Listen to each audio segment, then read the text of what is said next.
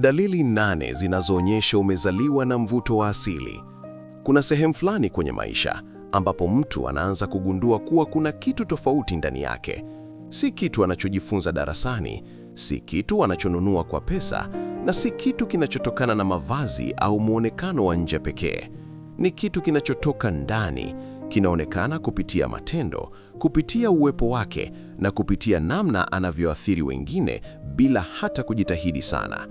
Hiki ndicho kinaitwa mvuto wa asili. Mvuto ambao hauhitaji kulazimishwa, mvuto ambao hauhitaji kujitangaza, mvuto ambao unafanya watu wakutazame, wakusikilize na hata kukuheshimu bila hata kujua kwa nini. Watu wengi wanatafuta mvuto huu kwa nje, kwa pesa, kwa sura au kwa kujifanya watu ambao sio wao. Lakini ukweli ni huu: mvuto wa kweli unatoka ndani. Na kama umepewa mvuto huu wa asili, kuna dalili fulani utaanza kuziona katika maisha yako. Leo nitakuonyesha dalili 8 zinazoonyesha kuwa umebarikiwa na mvuto wa asili, hata kama hujawahi kugundua. Kabla hatujaendelea, hakikisha una subscribe kwenye channel ya GR Hamasa Wisdom, kwa sababu hapa tunakusaidia kujitambua, kujijenga na kugundua nguvu iliyopo ndani yako. 1. Watu hukutazama hata ukiwa kimya. Kuna kitu hutokea ukiingia sehemu. Hata kama huongei, hata kama hujafanya kitu chochote kikubwa, bado watu wanakutazama. Sio kwa sababu unafanya makelele, bali kwa sababu uwepo wako una nguvu fulani ya kuvutia. Watu wanahisi uwepo wako kabla hata hujaanza kuzungumza. Hii ni dalili ya mvuto wa ndani ambao hauhitaji maneno. 2. Watu hupenda kukusikiliza. Unapoongea, watu wanatulia. Hawakatishi hovyo, hawasumbuki na simu zao. Wanasikiliza kwa umakini. Sio lazima uwe msemaji mkubwa, lakini kuna uzito fulani kwenye maneno yako, na watu wanahisi kuna kitu cha thamani ndani ya kile unachosema. Hii inaonyesha kuwa mvuto wako unatoka kwenye akili na utulivu wako wa ndani. 3. Watu hufunguka kwako kwa urahisi. Wanakuambia mambo yao ya ndani haraka sana. Wanakuamini hata kama hamjajuana sana. Wanajisikia huru kuzungumza na wewe kwa sababu wanahisi uko salama kusikiliza. Hii si kawaida. Hii ni ishara kuwa una mvuto wa kiroho na kihisia unaowavuta watu karibu yako. 4. Huhitaji kujilazimisha kuonekana.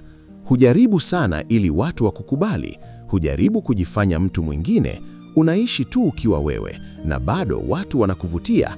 Hii ndiyo nguvu ya mvuto wa asili, kwa sababu mvuto wa kweli hauhitaji maigizo. 5. Unavutia watu wa aina mbalimbali. Watu tofauti wanakupenda, sio kundi moja tu. Unaweza kuelewana na watu wa aina mbalimbali, wenye umri tofauti, mitazamo tofauti na maisha tofauti. Hii inaonyesha kuwa mvuto wako una kina, unaweza kufikia watu wengi kwa njia tofauti. 6.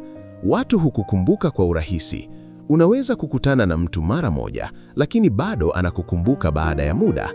Anakumbuka namna ulivyoongea, namna ulivyokuwa, au namna ulivyomfanya ajisikie.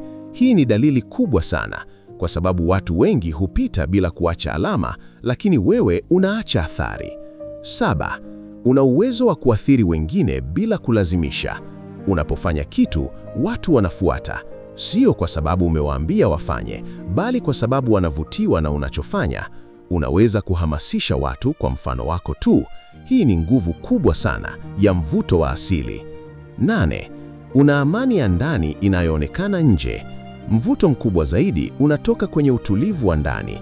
Kama una amani ndani yako, inaonekana hata bila kusema. Watu wanahisi utulivu wako, wanahisi nguvu yako ya ndani na wanavutwa nayo. Kwa sababu watu wengi wanatafuta amani, na wanapokuona ukiwa nayo, wanavutiwa bila kujua kwa nini. Na sasa, sehemu muhimu zaidi. Sikiliza vizuri sana hapa. Mvuto wa asili sio kitu cha kujivunia, ni kitu cha kulinda, kwa sababu unaweza kuutumia kujijenga au kuutumia vibaya na kuharibu maisha yako. Kumbuka, mvuto wa kweli unatoka ndani, si nje. Jitambua kunaongeza nguvu ya mvuto wako, na kujiheshimu kunalinda thamani yako.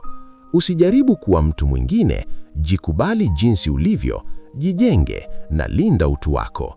Kwa sababu mtu mwenye mvuto wa asili hahitajiki kupigania attention Attention inamfuata yenyewe, na mtu anayejitambua anakuwa nguvu ambayo haiwezi kupuuzwa.